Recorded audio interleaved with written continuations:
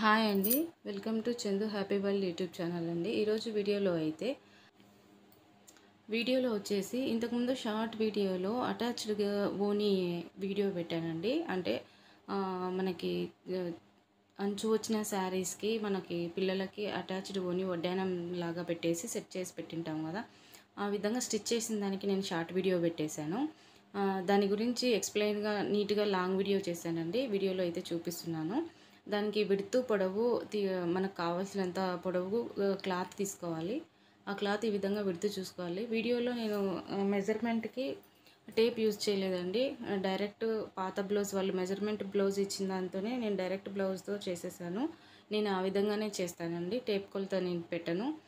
కొన్ని దానిలోకి పెట్టేస్తాను. నేను 3 ఫింగర్స్ విడ్త్ తీసుకున్నాను నెక్కి. ఎందుకంటే 2 ఇంచెస్ అనమాట. అది నీకు టేప్ కొలతతో కూడా చూపిస్తున్నాను. 2 ఇంచెస్ వస్తుంది 3 ఫింగర్స్ పెడితే. నేను మామూలుగా కుట్టేసేదాన్ని అలవాటు కాబట్టి నేను అట్లా 3 ఫింగర్స్ పెట్టేసుకుంటానండి. ఎట్లయినా ఒకటే, నాకు అలవాటు అయింది కాబట్టి మీకు ఇట్లా ఈజీగా అయితే అట్లా చేసుకోండి. చూడడానికైతే మనకి ఈజీగా ఉండడానికి మీకు టేప్ అయితే మెజర్మెంట్ గుర్తుంటుంది కాబట్టి మెజర్మెంట్ అట్లయినా పెట్టేసుకోండి. బాగా అలవాటు అయిన వాళ్ళైతే ఇట్లా ఫింగర్స్ కానీ వాళ్ళకు ఏది ఈజీ మెథడ్ అయితే అది చేసుకుంటారు. ఓనీ అటాచ్డ్ చేసేదానికి సపరేట్ అండి. ఇదైతే మెజర్మెంట్ ఈ విధంగా ఉంటుంది. Neck front side small curve అక్కడ స్టార్ నెక్ లాగా పెట్టేశానండి. స్టార్ నెక్ మిడిల్లో కొంచెం ఒక 1/2 ఇంచ్ ఇట్లా ఎక్స్ట్రా తీసుకోవాలి మూల, అప్పుడు షేప్ బాగా వస్తుంది. తర్వాత కట్ చేసుకున్నాను. నేను 4 లేయర్స్ కలిపి కట్ చేసిన, మర్చిపోయి. యాక్చువల్లీ బ్యాక్ సైడ్ నెక్కి square neck, front side star neck. So అందుకే కంప్లీట్గా నేను కట్ చేయలేదు నెక్. తర్వాత డివైడ్ చేసిన తర్వాత బ్యాక్ది సపరేట్గా కట్ చేద్దాం అనేసి.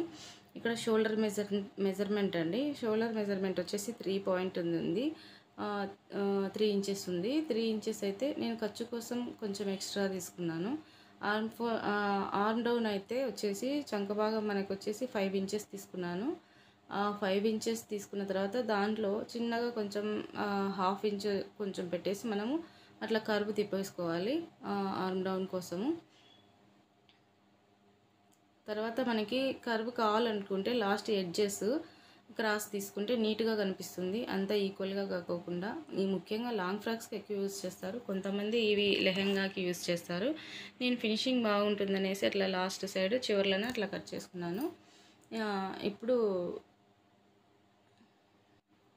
ఇంకో సైడ్ నెక్ పార్ట్ కట్ చేస్తున్నానండి. ఇంకో సైడ్ అంటే మనకి ఒక సైడ్ ఫ్రంట్ సైడ్ వచ్చేసి star neck, back side square neck అని చెప్పాను కదా, ఇది బ్యాక్ సైడ్ది స్క్వేర్ నెక్. ఈ విధంగా కట్ చేసుకుంటున్నాను. బ్యాక్ సైడ్ ఓపెనే కదా మనకి లెహెంగాస్కి, దానిలోకి నేనైతే హుక్స్లు పెట్టేశాను. ఈజీగా ఉంటుంది, జిబ్బులు అయితే ఫెయిల్ అవుతాయి కదా అనేసి బ్యాక్ సైడ్ హుక్స్లే పెట్టేశాను. మొత్తం కింది వరకు 5 హుక్స్లు పెట్టేశాను. ఇట్లా మెజర్మెంట్ తీసుకున్నాను. ఓల్డ్ బ్లౌజ్కి వాళ్ళు ఇచ్చిన బ్లౌజ్ మెజర్మెంట్ వైజ్ నేను బ్యాక్ ఫ్రంట్ నెక్ కట్ చేసినానండి. ఏదైనా అంతే. ఇప్పుడు ఫ్రంట్ బ్యాక్ అయిపోయింది లైనింగ్. ఇప్పుడు తర్వాత వచ్చేసి మనకి హ్యాండ్స్ అండి. హ్యాండ్స్ ఏ విధంగా ఇచ్చేసినారంటే వాళ్ళు బాహుబలి హ్యాండ్స్ ఇచ్చినారు మెజర్మెంట్కి, కానీ దాంట్లో హాఫ్ హ్యాండ్సే పెట్టమన్నారు.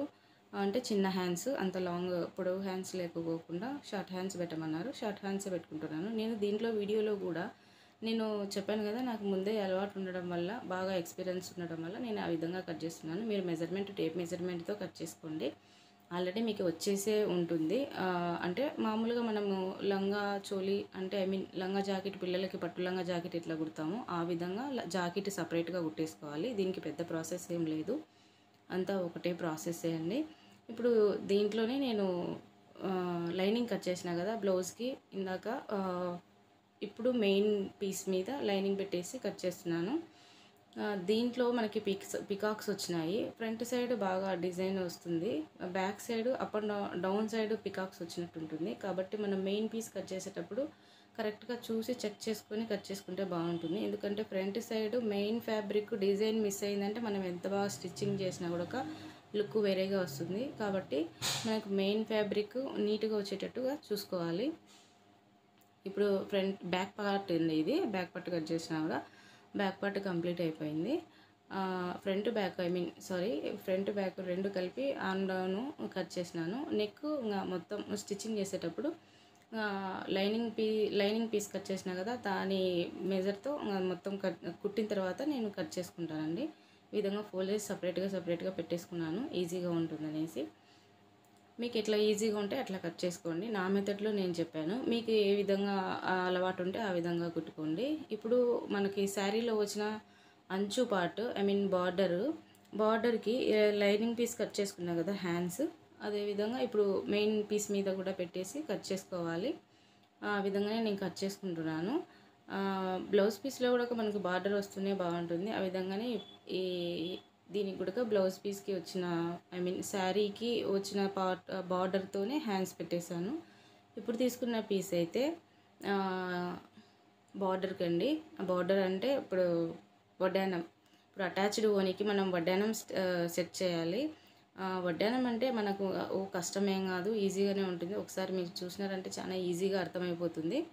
మనకి వడ్డానము ఎట్లా తీసుకోవాలంటే measurement, blouse piece front part నడుము ఉంటుంది కదా, మొత్తం ఖర్చుతో సహా ఎంత ఉంటుందో ఆ ఖర్చు పార్ట్తో సహా మనం మెజర్మెంట్ తీసుకోవాలి. అది ఎంత వెడల్పు ఉంటే మనము వడ్డానం కూడా వడ్డానానికి సంబంధించిన మెజర్మెంట్ సేమ్ అంతవరకు ఒక 1/2 ఇంచ్ ఎక్స్ట్రా కుట్లలోకి తీసుకోవాలి. దాని తర్వాత ఓనీకి సెట్ చేసుకోవాలి.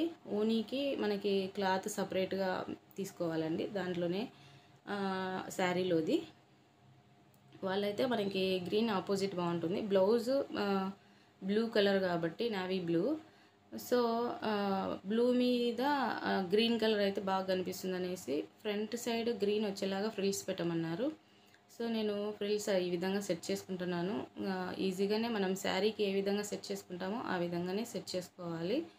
సెట్ చేసుకున్న తర్వాత మనకి ఇట్లా ఇన్నర్ సైడ్ ఒక స్టెప్ పైకి అనేసి లోపల సైడ్ స్టెప్స్ కన్నిటికి ఈ విధంగా నేను చూపిస్తున్నా కదా, అక్కడ కుట్టు వేసుకోవాలి. అక్కడ పిన్ పెట్టుకోకుండా ఇంకా సెట్ అయిపోతుంది పిల్లలకి, అటు ఇటు జారకుండా.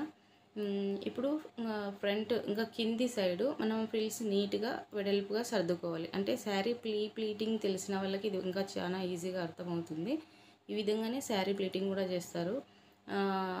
ఇక్కడ డౌన్ సైడ్ కూడా ఇది ఎంత వెడల్పు తీసుకోవాలని డౌట్ రావచ్చు. అది ఎంత వెడల్పు తీసుకోవాలంటే ఇప్పుడు మనం వడ్డానం ఎంత వెడల్పు అయితే తీసుకున్నామో, వడ్డానం కోసం పీస్ తీసుకున్నాం కదా, ఆ పీస్ ఎంత వెడల్పు అయితే తీసుకున్నామో ఇది డౌన్ సైడ్ కూడా అంతే వెడల్పు రావాలి.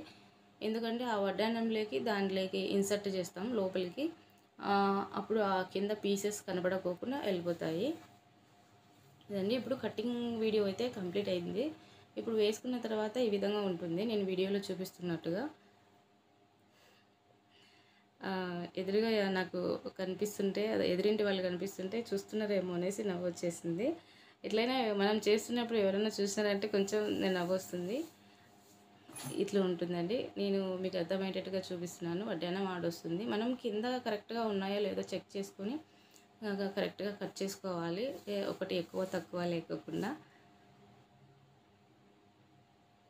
ఇదండి ఇప్పుడు ఓనీ పార్ట్కి వచ్చేసి ఈ పీస్ అండి శారీలోది, మొత్తం శారీలోదే. మొత్తానికి ఇదంతా ఓనీ, వడ్డానం, బ్లౌజు, కింద ఫ్రాకు మొత్తం ఇది లాంగ్ ఫ్రాక్ కాదు. తర్వాత అండి ఇప్పుడు కటింగ్ కంప్లీట్ అయిపోయింది. స్టిచ్చింగ్ అండి.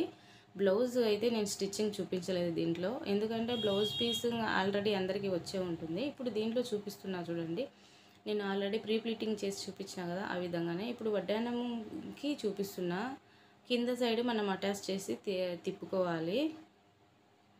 తిప్పుకున్న తర్వాత ఓపెన్ చేసి చూపించిన కదా వడ్డానము, దాంట్లోకి మనం ఇప్పుడు చూడండి అది హెచ్చులు తగ్గులు లేకోకుండా మొత్తం సమానంగా ఉంది. కింద సైడు ఓనీకి మనం ప్రిపేర్ చేసి పెట్టుకునింది. ఇప్పుడు దాన్ని నేను చూపిస్తున్న విధంగా వీడియోలో అట్లా లోపలికి వడ్డానము 2 లేయర్స్ ఉంటుంది కదా, దాని లోపలికి పెట్టేసుకోవాలి. లోపలికి పెట్టేసుకొని మొత్తం స్ట్రైట్గా స్టిచ్ చేసుకోవడమే, అంతే, ఇంకా ఏం లేదండి. చాలా ఈజీగా ఉంటుంది.